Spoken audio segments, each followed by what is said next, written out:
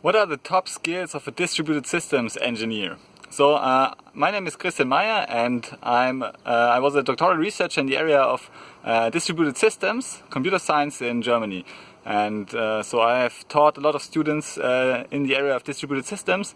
My specialty was distributed graph processing systems. So you know the data structure, the graph data structure. Usually, so oftentimes the graph is too large to fit into the memory of a single machine, so you need to distribute it to multiple machines. For example, if you have large social networks such as Facebook, you need to distribute the graph, the data, and then perform distributed data analysis. And so oftentimes, so this is one core distributed systems problem. And I often get, so from my online community, I often get the question how to start learning distributed systems and what are the most important skills they need to study.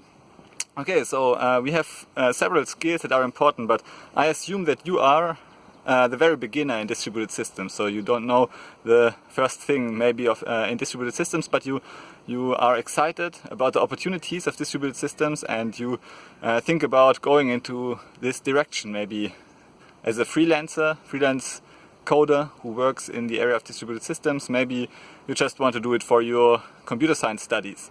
Okay, and so I think the number one skill, the most important skill you can have as a distributed systems engineer is to,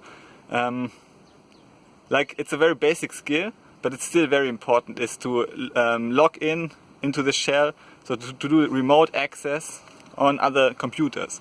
Like you need to, for example, use SSH in order to log in to other computers and to start programs there. And by learning these skills, you will learn about a lot of distributed systems concepts, like IP addresses, like addressing schemes in general, how to access different machines, what you can do on these machines, like how to start scripts that run on one machine and read the output on another machine. So you will, like in the world of distributed systems, it's all about interaction between machines. It's like how can we combine the power of multiple machines to perform computations faster and more efficient. And so it's really all about managing and orchestrating multiple machines to work together. So the number one skill, so if you just start out in the area of distributed systems, I would advise you that you just rent a machine on Amazon, for example. It's free. You can rent the Amazon EC2 instance and the free tier. So you can, it's just a machine running on Amazon's data center. You log into the machine via SSH, and then you start some basic commands there. So Google SSH, Google how to log into my machine, and then you will have to learn about many concepts to do it, like IP addresses and so on. Okay, so this is the number one skill. The second skill, which is now a bit more advanced in distributed systems, is to ensure that transactions run correctly. Yeah, so you need to know about the concepts of transactions. This is not only important for distributed systems, but also for distributed data management systems. And also on a single machine, you often have multiprocessing. So this is maybe the more general term for this. You have multiprocessing, so multiple processes running concurrently on the same machine, working on a shared problem.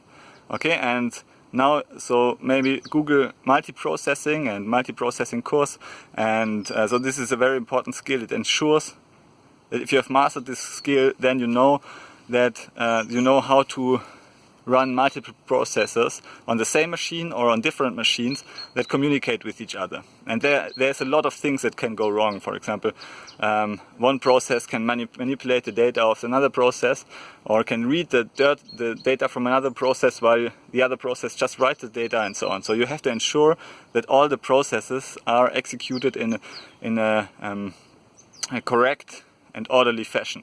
And so transaction processing, transaction is basically an ACID transaction, so the abbreviation ACID stands for atomic,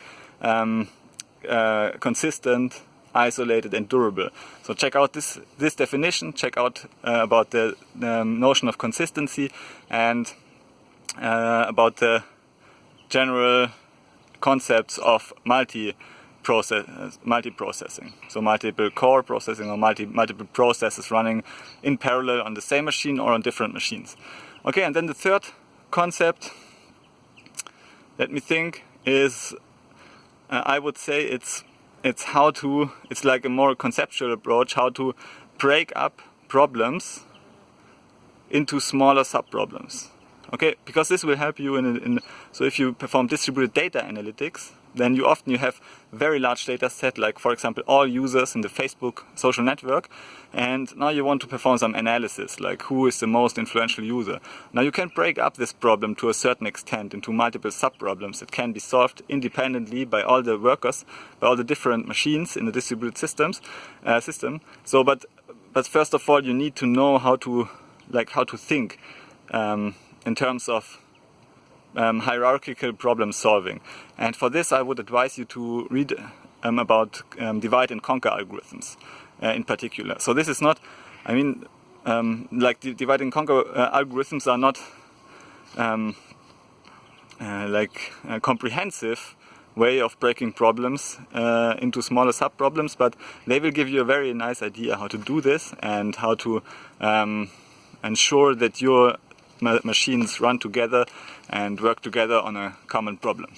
Okay, that's it. If you are interested in distributed systems course, like the beginner course from beginner to intermediate in distributed systems, then leave a comment with yes, otherwise leave a comment with no, and see you in the next video. Bye.